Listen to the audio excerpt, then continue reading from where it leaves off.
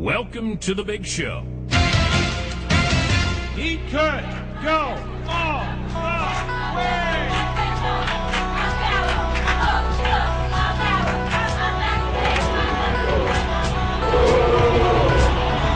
Oh, America, are you serious? It is showtime, baby. Here we go. Red Jam Slam. Hey, it's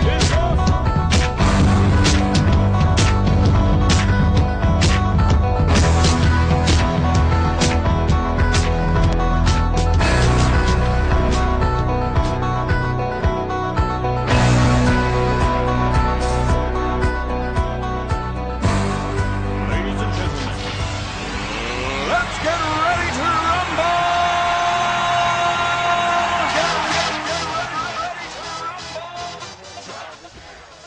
I'm Terry Mitchell, and this is Coach Butch Cassidy, and we're proud to start a new year of promoting basketball for Sand Mountain area and DeKalb County. We are really old people who love basketball. It's not true that the basketballs had webbing in them when we coached, but it was almost true. Although we did play on outdoor courts. We did. They were. When I was in 7th grade, played Big Coat Junior High School on the outside. Most of you don't know us, just like you get to talking to people outside, that are in 7th grade who think they're 35 years old, and they have no idea. Every time I go to a gym, the coaches will try to introduce you. So for all those people, Butch and I didn't write up a resume to make us look good, and I could have let him read one, and I could act like I was embarrassed about the successes and so forth, but we didn't do that because we're very lazy people, and we didn't want to. But I coached. I was at Plainview for 34 great years.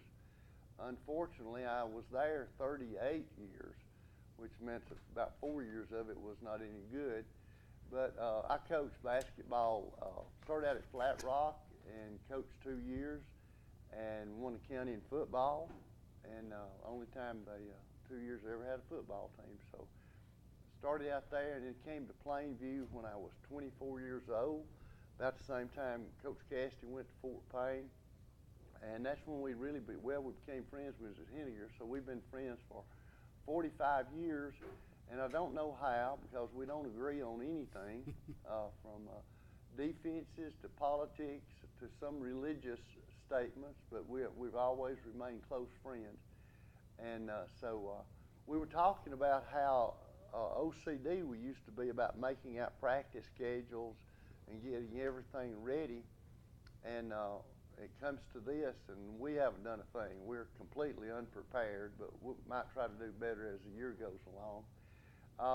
But I stayed at Plainview and coached for 26 years, and then got out of coaching for 3 years, and then coached at Fife for a couple of years and had a great time with those kids. Came back to Plainview for 4, and then coached 3 years at Butler, a year at Scottsboro. So I got hooked on basketball as a real small kid, and I'll tell you all that story one of these days when we have some filler in. But in the 3rd grade, they let us play a game where we had different colored T-shirts, and my first cousin, my chief competitor, team beat us 3-2. He scored 3 and I scored 2, and he still talks about it today. We're 67 years old. But let me let Butch tell you a little bit about who he is. Well, I started coaching at Henniger Junior High, probably the best place I've ever coached. No pressure to win, but I always had real great athletes up there. And any of you that know anything about the history of DeKalb County basketball know that Henniger always had good junior high teams, and enjoy that. Of course, I just had to be a high school coach. I thought my life would not be complete if I didn't move up in high school. So I took the job at Fort Payne. Stayed Fort Payne 3 years. had a pretty good team last year I was there, and moved on to Pisgah, and which was a great place to coach. Coach Mitchell is from Pisgah. He knows the history of the school up there, and Jerry Jeffrey was principal, and Jerry gave me an opportunity to go there and coach, and I stayed up there 17 years. Coached boys and girls while I was up there, and fortunately had some success with the girls, and a little success with the boys, but not as great. Coach Mitchell was telling you that we weren't very prepared. I told him if we had prepared for a game like we prepared for this, we'd got fired quicker than we really did. Mm-hmm. Of course, we both got fired, but at least it was later on in our careers. I felt good about getting fired, though. They said, everything they brought up and said, well, you're doing this. I meant to do that. Well, when I got fired, it opened up an opportunity to go to Pisgah. Yeah. So you never know. And I told I probably shouldn't tell this, but I played golf with one of the board members from Fort Payne one day, and he apologized to me for the way he said they treated me.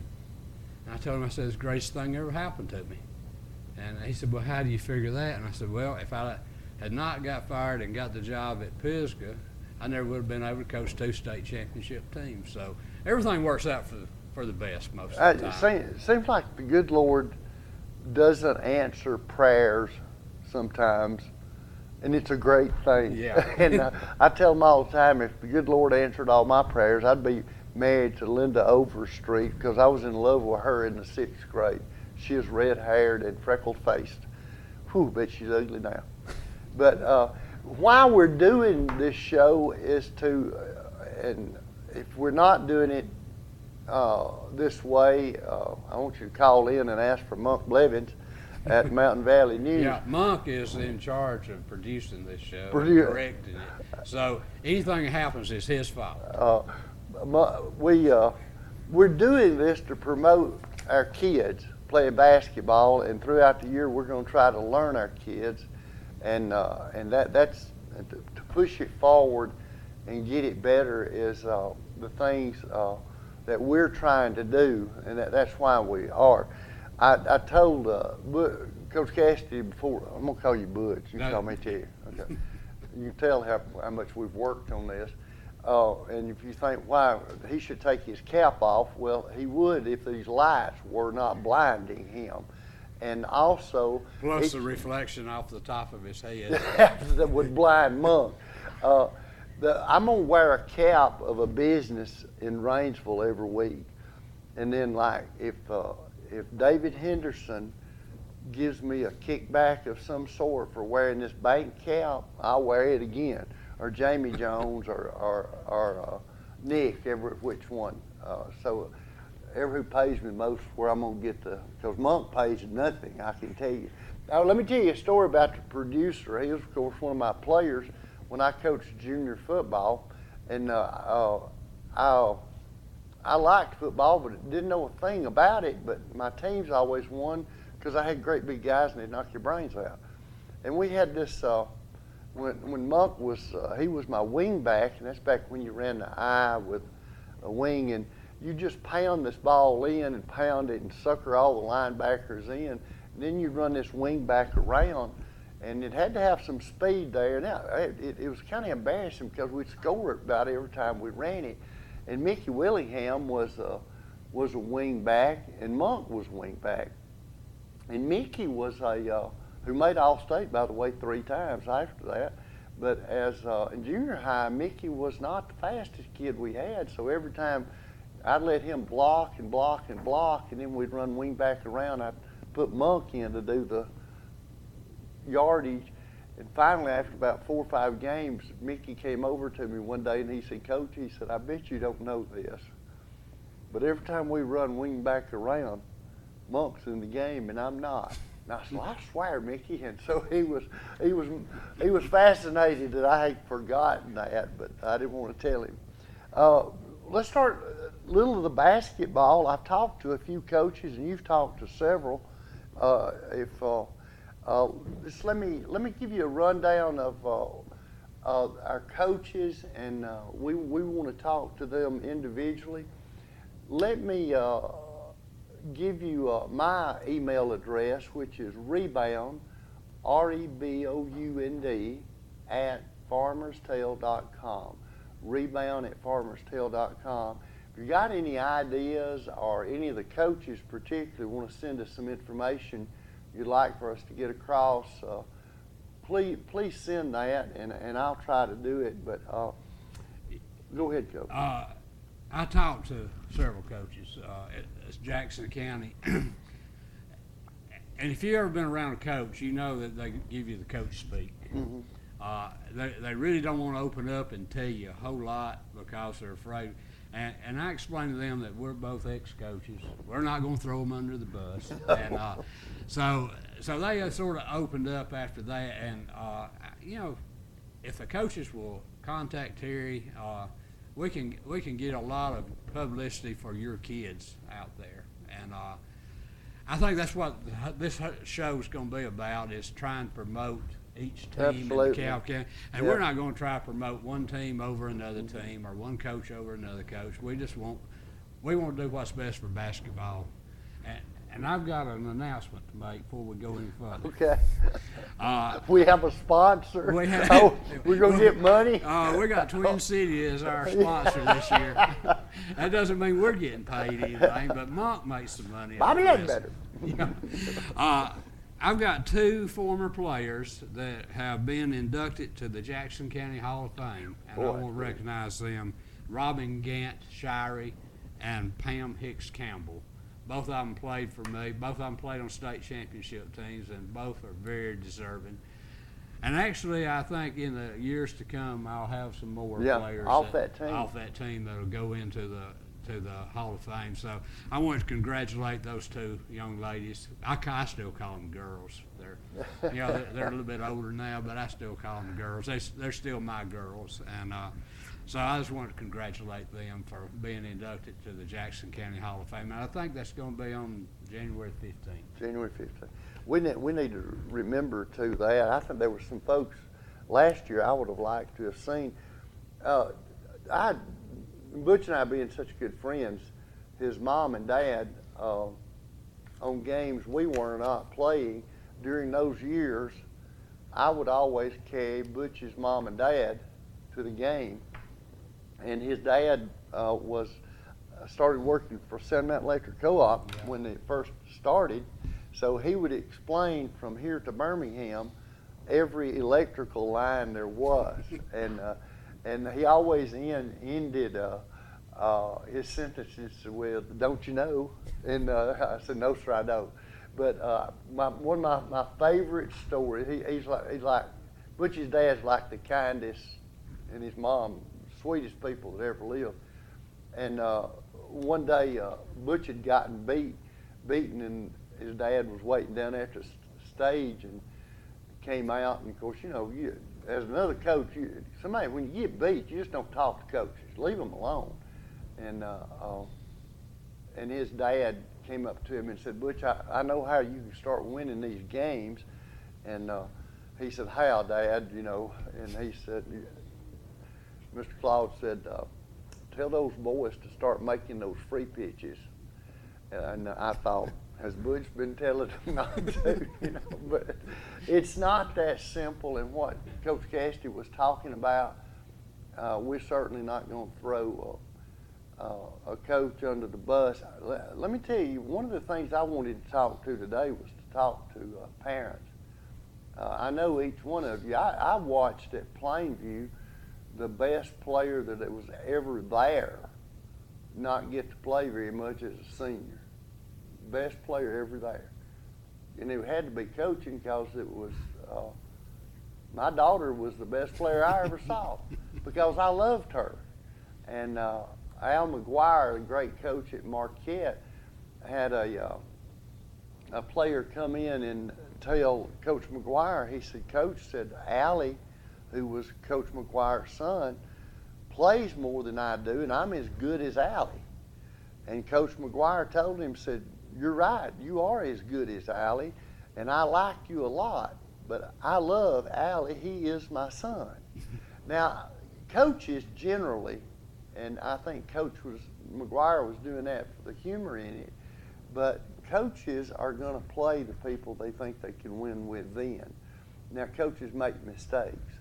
I can remember Coach, we were keeping stats in scrimmage every day and for about a week, and I had this B team player that was coming out highest on stats, and I told Coach Cunningham, I said, well, who keeps coming out highest on stats? And Coach finally told me, said, that's because he's one of the best ones you got. He should be on the varsity.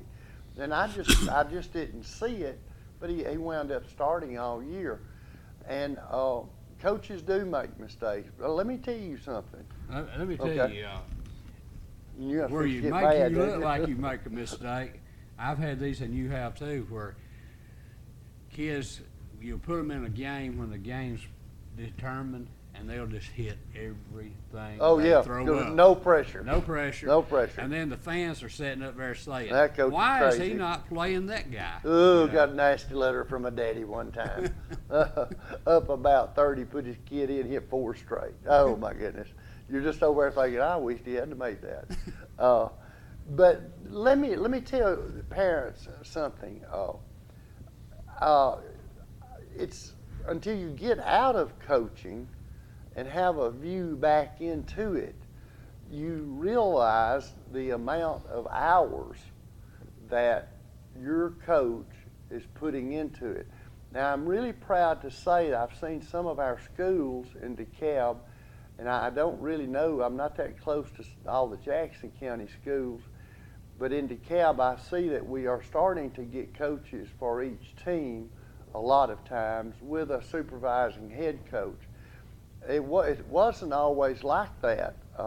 I remember I had a principal get on to me one time because I didn't have many assistants, and I said, that's because you hadn't hired any assistants.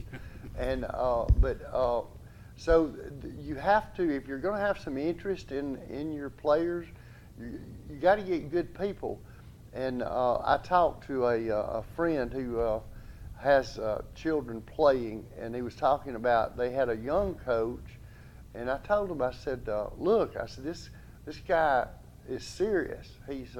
This coach is going to be okay, and it's not all that bad to think you know everything, but I happen to know this guy, and he is constantly studying about the game, and coaches have to do that, and it has to be a labor of love. I don't think people have any idea how low the pay is in DeKalb and Jackson County. I have been, since I've been retired, been connected with other schools and talked to them about, and I am just amazed how our coaches here in DeKalb County work 12 months a year, and they get paid for 9, and then they get a small supplement which doesn't pay their gasoline. And but these coaches in these city, because I guess the tax revenue or something, or got more money or something, I don't know what it is, but you know, they get paid for those 12 months, and they we need to be constantly aware. And then people say, well, you put too much emphasis on athletics, and the Beta Club sponsor, who I'm not cutting Beta Club, just I was in Beta Club, and I was on probation from the time I got there till I left. And but there are a lot of things. But you know, if you look at Alabama and say they pay Coach Saban too much, and then turn around and look how much money he has caused the university to make. Mm-hmm. So much of our pride is involved, and you know, if of course nothing is left up to me. If left up to me, I'd play the football coach's percentage of the gate. Then I'd pay the basketball coaches a percentage of the gate. They've got good teams and they're drawing good. They get paid a bunch, and if they're terrible, they don't get paid a bunch, so that'll make them work and get better. And so parents, email me if you don't like that. Terry's probably just like I was. When you started out coaching, you probably spent more on the kids than your supplement was. Oh, yeah, no doubt. You know, when I was at Henniger, every night that we had a ball game, I had to go pick up some kids to get them to the ball game, take them home after the ball game, and of course, Buy them something to eat. buy them something to eat. And if a kid didn't have enough money to buy tennis shoes, you weren't going to let them go without them. You had to buy them for them, and probably illegal, but we did it. And but you know, by the way, let's talk about Alabama. Monk made me put this shirt on. I'm not. This is not an Auburn shirt. This is. Eagle fly down the field. I lost a bet, so I had to put this on, I guess. But Terry's right. We don't pay coaches. Coach Anderson is an example of that. He was at Fort Payne doing a tremendous job. What's he do? He leaves and goes to Madison or Hazel Green. Simply because at Fort Payne he was having 6 classes of PE with 60 in it. Over there he's got about 2 classes, and then playing period, and then basketball. Makes probably twice the supplement that he made at Fort Payne, and that's another example. You're talking about the city systems can pay more, but if you're going to get a good coach, football, basketball, whatever, you're going to have to pay him to get him to stay here, and it's just that simple because they've got to make a living. They've got families. They got to do what's best for their families. So you might want to think about that next time you gripe about that coach making a $2,000 supplement for the year. What I love is these Pee Wee coaches that literally do it, you know, just to help, and it's usually not the guy that wanted to coach them; it was the guy that would coach them. Yeah. And then that they come to the game. I can remember the Pee Wees are. We've already had some junior high tip-off tournaments, and I know Fife had won one of the. I think they won the boys tournament here in the county. Coach Thrash Neal, and I think they won the girls too. But I'm sorry, I didn't research that. But basketball has started, and it's the middle of the summer, and I think we may have to cancel basketball because there won't be any water to flush any of the commodes in the gym if things don't change pretty good. Well, they wanted us to do 30 minutes, but Butch and I've told you everything we know, and so we're probably going to have to just quit. But no, let me tell you some dates that you need to remember. Sand Mountain Tournament this year will be at the Civic Center in Rainsville, and it's from December 17th until Friday the 23rd, and that's one of our favorite tournaments of the year. You really get a kind of get a grip. I thought last year Plainview had its all-time winningest season, and they got beaten in the Sand Mountain Tournament like it was horrible. And let me tell you something up front. I was at Plainview 38 years, and I'll try to be as impartial as possible. But and I am a Plainview fan, and I'm sure you'll see that pull out. But I'm also a fan of these others. I think Plainview's probably going to be the favorite. And I looked at their schedule the other day, and they won't set any records, I don't believe, for school wins this year. They really play at minimum a 5A schedule, and you know there's some 6A schools that didn't play. I know, and I told Coach last year I was over there. I tried to play at least 4 4A teams, which was just one, and I played one 5A team. And I think that helps you if you have kids that are willing to accept the challenge, and boy, I think he does. The Camp County Tournament is January 14th. That runs a full week. I think it takes 7 days to complete that tournament. And then the areas start February the 6th. Sub-states are the 13th and 14th of February. Regional tournament at Jacksonville is the week of the 16th through 23rd. If you look on your calendars, that's kind of they play around Jacksonville's schedule a little bit on some of that stuff. So I think that starts like in the middle of the week. And then the state tournament's a little later this year, thank goodness. And it goes from the 27th to March 4th. Do we want to just go ahead and put some pressure on coaches and say who Yeah, let's needs to do. do that? Let's do. I told Robbie earlier in the summer, I talked to him, and I told him the only way he could mess this up if he couldn't get him to the bus on time.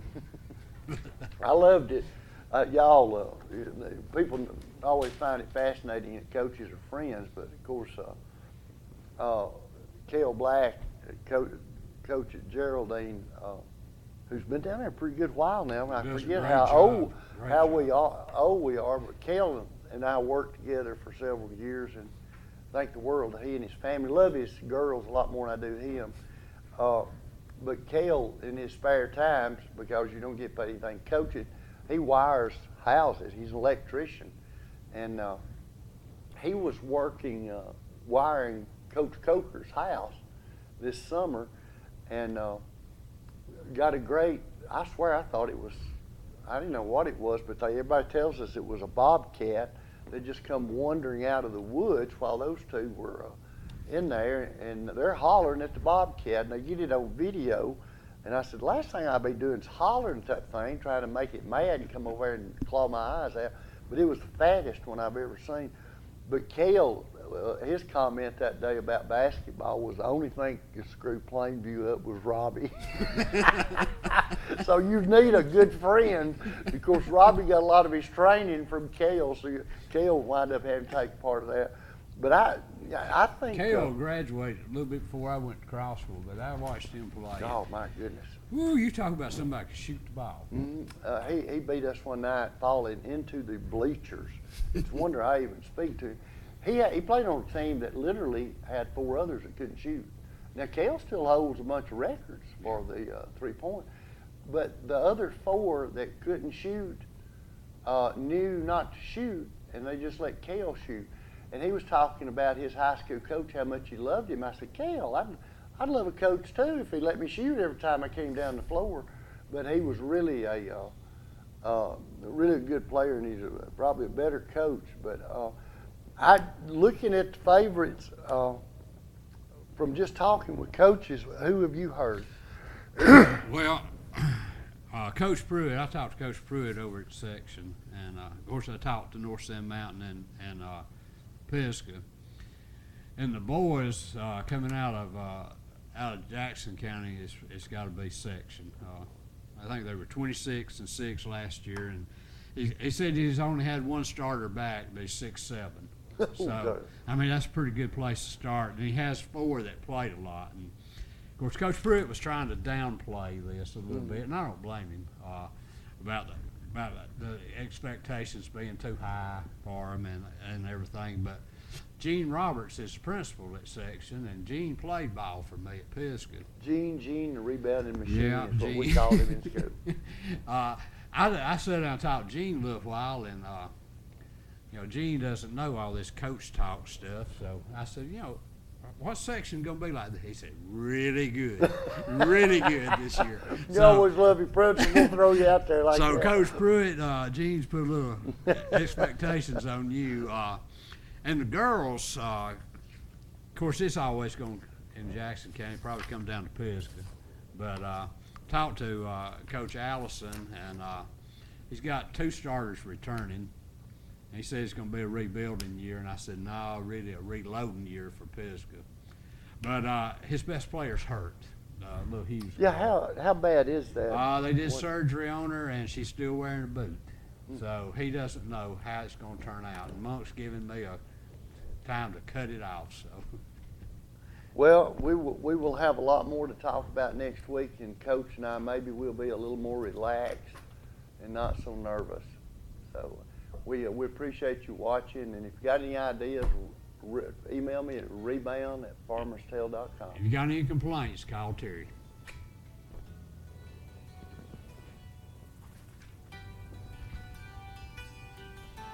Does that do it?